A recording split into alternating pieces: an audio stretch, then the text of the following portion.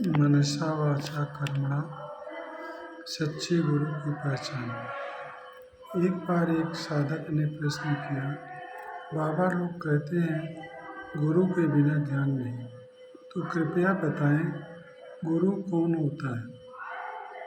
गुरु अत्यंत प्राचीन वैदिक शब्द है जिसका अर्थ है जो अंधकार को दूर कर देता है, परंतु यह अंधकार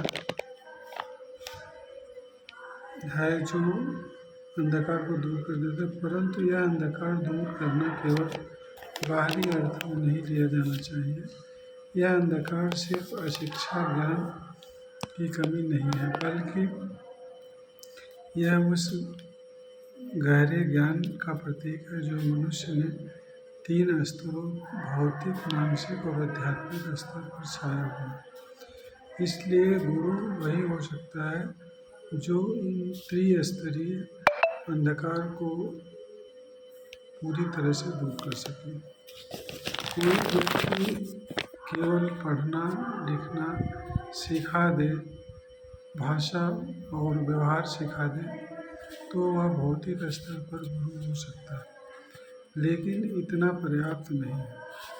यदि कोई व्यक्ति मानसिक स्तर पर, यानी हमारे भ्रम, भय और भावनात्मक उलझनों को सुलझा दे, तो वह मानसिक अंधकार को दूर करने वाला गुरु कहलाएगा।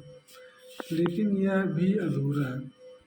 यदि कोई व्यक्ति केवल आध्यात्मिक स्तर पर मार्गदर्शन करे, तो वह तभी पूर्ण गुरु होगा जब उसके अन्य 2 स्तरों का प्रकाश हो। सच्चे गुरु को त्रिस्तरीय ज्ञान में निपुण होना चाहिए।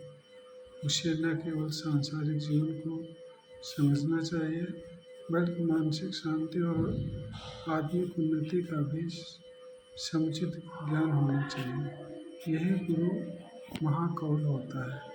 महाकौल यानी एक ऐसा व्यक्ति जिसने स्वयं साधना के माध्यम से अपने जीवन को आत्मिक ऊंचाई पर पहुंचाया है और दूसरों को भी उस ऊंचाई तक ले जाने की सामर्थ्य रखता है।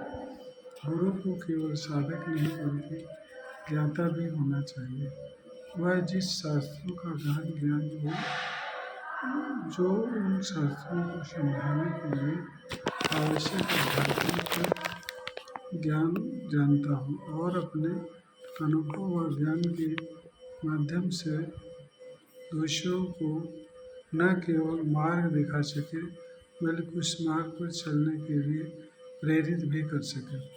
गुरु केवल यह न कह सके कि मैं जैसा कहता हूँ ऐसा करो, बल्कि वह यह भी समझा सके कि ऐसा क्यों करना चाहिए।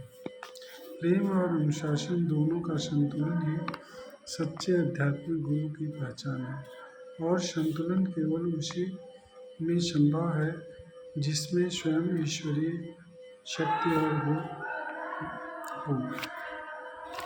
इस प्रकार गुरु वही हो सकता है जो स्वयं साधना में सिद्ध हो, शास्त्रों में पारंगत हो, प्रेम और अनुशासन का संतुलन जानता हो और दूसरों को जीवन के हर स्तर पर प्रकाश की ओर ले जाने की क्षमता रखता हो। गुरु, ईश्वर और आत्मा, इन तीनों का गहरा संबंध होता है। गुरु उस सेतु की तरह होता है जो आत्मा को ईश्वर पहुंचाता है। वह मार्ग नहीं बनता बल्कि दिखाता है कि मार्ग भीतर ही है। इसलिए गुरु का कार्य शिष्य की स्वयं में स्थित सत्य को जोड़ देना है। धन्यवाद।